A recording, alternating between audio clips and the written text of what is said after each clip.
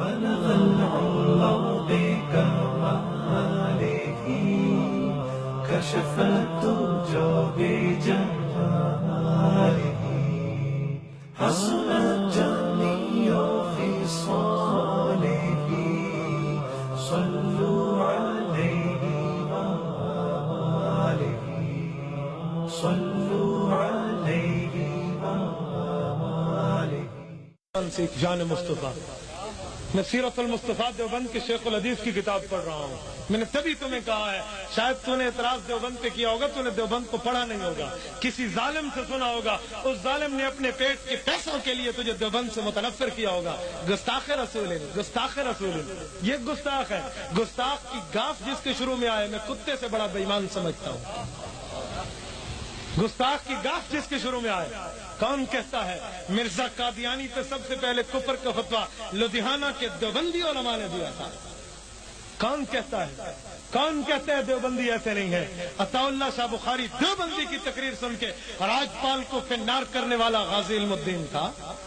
جہاں اقبال جیسے مفکر اسلام نے کہا اسی ویکتے رہ گئے تھے درخانہ دا منڈا باسی لے گئے. اٹھاؤ ضرب کلیم. علامہ اقبال کی کتاب 1929 میں لکھی ہے. اس نے کیا لکھا ہے دیوبند کی عظمت میں؟ حضرت مدنی کے لیے کیا لکھا ہے؟ حسین احمد مدنی جس کو تو گستاخ سمجھتا ہے، اقبال مفکر پاکستان کہتا ہے اقبال جن علوم کی اب جد میں ہی رہا، مدنی ان علوم کا کامل امام ہے. وہ اسے امام کامل مانتا ہے تو اس کی بات کرتا ہے. قائد اعظم محمد علی جناح نے پاکستان بنوایا ہے تو جس نے نام رکھا ہے اس کا نام چودھری رحمت علی دیوبندی ہے. ملک پاکستان کے لیے قربانی دیوبند نے دی ہے. جب بن گیا ایسٹ پاکستان، ویسٹ پاکستان، مشرقی اور مغربی پاکستان بنا.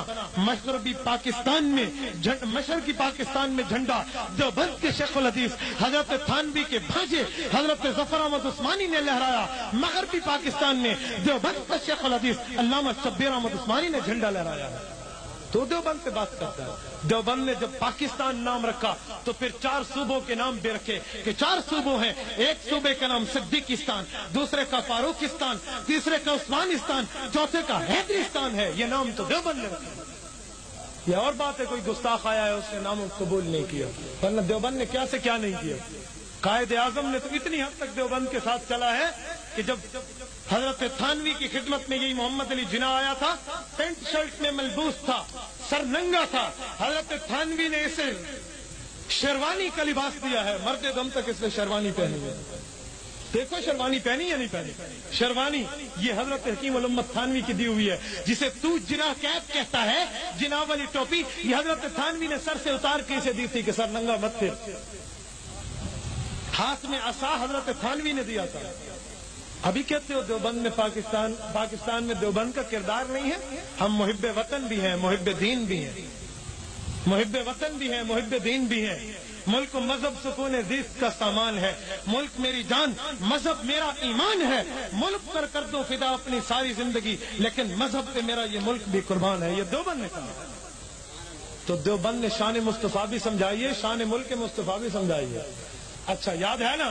تو حضور پاک علیہ السلام نے گھر لیا نہیں ہے، گھر دیا ہے. دیوبند کی عظمت کو ترازو میں نہ تول، یہ تو ہر دور میں انمول رہا ہے. آج حضرت خلیل احمد سہارنپوری، میں نے ایک جگہ بات کی، اس نے کہا خلیل ہم بیٹ بھی یوں کہتے ہیں. میں نے کہا غلط مت کہہ، غلط مت کہہ.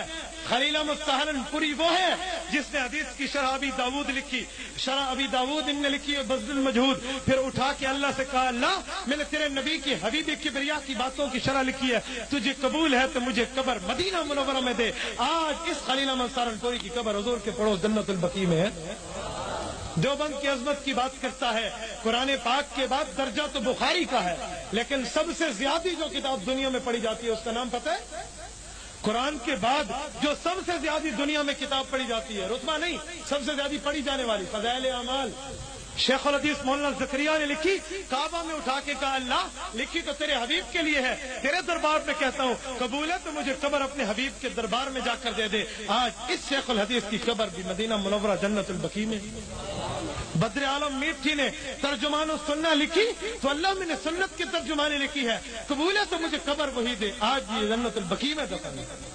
یہ پوری کتاب ملتی ہے، آپ اٹھا کے دیکھیں کہ مدینہ منورہ میں اکابر دیوبند کی قبریں. آج ہم حبیب کبریا کے پاس مدفون ہیں، ابھی بھی میری سنت پہ، میری نسبت پہ، میرے مذہب پہ، میرے عشق پہ، میرے جلال پہ شک کرتے ہو؟ ابھی بھی شک ہے؟ محمد الرسول اللہ کی عظمت تو 4 چاند تو لگے ہوئے تھے، لیکن اس نے خدمت کا کام لیا تو اللہ نے علماء دیوبند سے لیا۔ کون کہتا ہے کہ دیوبند نے یہ کام نہیں کیا؟ کون کہتا ہے دیوبند؟ آج پوری دنیا کے 183 ممالک میں چلے جاؤ، کوئی ملک ایسا نہیں ہے جہاں دیوبند کا پڑا ہوا موجود نہ ہو، دیوبند کا خادم موجود نہ ہو۔ تم کہتے ہو دیوبندیوں نے کیا؟ حضرت حسین احمد مدنی رحمۃ اللہ تعالی علیہ، اٹھاؤ حیات شیخ الاسلام۔ مولانا حسن افضال کراچی والے کی اٹھاؤ حیات شیخ الاسلام۔ حضرت حسین احمد مدنی کے واقعات اٹھاؤ، 18 سال حضور کے روزے کے پاس بیٹھ کے اس نے نماز بخاری شریف کا درس دیا۔ حضور پاک علیہ الصلوۃ والسلام کے لیے تصوف کے اس عالم پہ تھے، کسی حدیث میں کوئی شرح کے اوپر شک پڑتا، سینہ جھکا کے صاحب حدیث سے پوچھ لیتے۔ اس پہ بات کرتے ہو؟ یہی حسین احمد مدنی، اس نے وہاں بیٹھ کے پڑھایا ہے۔ چلو ایک واقعہ اور بھی سناتا جاؤں۔ یہ موضوع تو اپنی جگہ ہے کہ حیات انبیاء قرآن سے ثابت ہے، میرا موضوع نہیں ہے، ورنہ میں اس پہ آیات پڑھتا، حدیث پڑھتا۔ حضرت مدنی کی بات آئی تو حیات پہ بات سنو۔ حسن افضال لکھتے ہیں حضرت مدنی کے خلیفہ، فرمایا حضرت مدنی کے سامنے ایک بے ایمان حیات النبی کا منکر بیٹھا تھا۔ حضرت مدنی نے کہا الانبیاء احیاء فی قبورہم، نبی قبر میں زندہ ہے۔ اس نے اعتراض کیا، حضرت نے جواب دیا، پھر اعتراض کیا، پھر جواب دیا، پھر اعتراض، پھر جواب۔ آقا حضرت مدنی نے تصوف اور کشف کی حالت پہ پہنچ کے اللہ سے عرض کیا اللہ اسے کیسے سمجھاؤں؟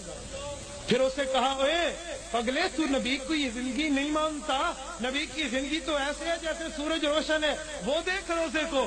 وہ منکر کہتا ہے کہ میں توبہ قید اسی وجہ سے ہوا، مدنی کے کہنے پہ روزے کو دیکھا تو روزہ یوں لگا جیسے روزہ مبارک کی جالیاں ہٹ گئی۔ حضور پاک علیہ السلام زندہ بیٹھ کے کہتے ہیں میری حیات نہیں مانتا۔ اٹھا حیات شیخ الاسلام، اٹھا حضرت مدنی کی، اس سے بات کرتے ہو؟ میرے بھائیوں دیوبند کے اوپر بات مت کیا کرو، کسی بے ایمان بندے کی بات سن کے دیوبند کو غلط مت کرو۔